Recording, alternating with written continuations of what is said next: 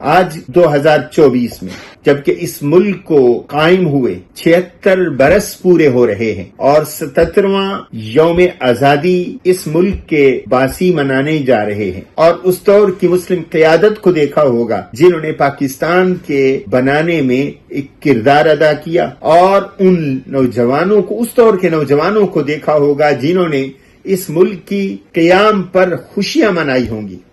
وہ خوشیاں اس وقت منائی گئیں، آج بھی جب پاکستان کا دن آتا ہے خوشی منائی جاتی ہے، مگر ہماری خوشی کا موازنہ ان کی خوشی سے نہیں کیا جا سکتا، اس لیے کہ انہوں نے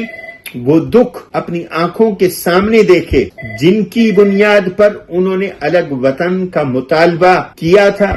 اور الگ وطن کا مطالبہ ان کے دلوں کے اندر ایک جذبے کی صورت میں زندہ تھا۔ چنانچہ اس وقت کی دینی قیادت ہو، سیاسی قیادت ہو، یا معاشرتی طور پر اثرات رکھنے والے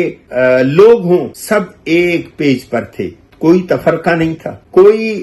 لسانیت نہیں تھی، کوئی صوبائیت کا عنصر نہیں تھا۔ بنگلہ دیش آج جو بنگلہ دیش ہے اس دور میں بنگلہ کہلاتا تھا، بنگال کا مسلمان تھا یا سندھ کا مسلمان، ایک پیج پر تھا۔ چنانچہ پنجاب کا مسلمان ہو یا اس دور میں یہ سرحد، صوبہ سرحد جو آج KPK کہلاتا ہے، خیبر پختونخوا، یہاں کا مسلمان، سب کے نظروں میں ایک مقصد تھا، اور وہ تھا اسلام کی خاطر ملک کا حصول، اور اس لیے یہ نعرہ بھی عام تھا، پاکستان کا مطلب کیا؟ لا الہ الا اللہ۔ اور جو مطالعہ پاکستان میں پڑھایا جاتا رہا ہے اور پڑھایا جا رہا ہے کہ یہ ملک ہم نے دو قومی نظریے کی بنیاد پر حاصل کیا، کہ قائد اعظم نے کہا تھا کہ مسلمان اپنا ایک تشخص رکھتے ہیں، ان کی اپنی ایک پہچان ہے، ان کے پاس اپنا ایک مکمل نظام ہے، ان کے اپنا معاشی نظام ہے، عدالتی نظام ہے، سیاسی نظام ہے۔ چنانچہ ان سارے نظاموں کا جب اطلاق ہوگا، ان سب نظاموں کو جب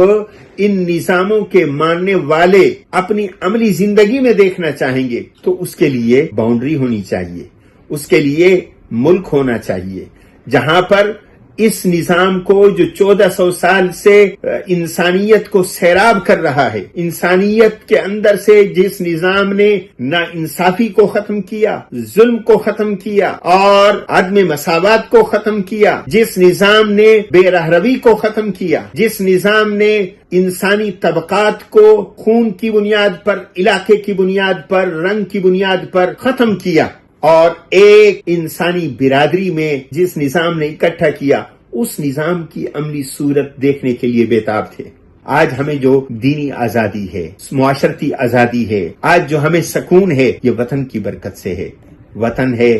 تو سب کچھ ہے، وطن نہیں تو خود دین پر عمل کرنا بھی مشکل ہے۔ اللہ ہمارے وطن کی حفاظت فرمائے۔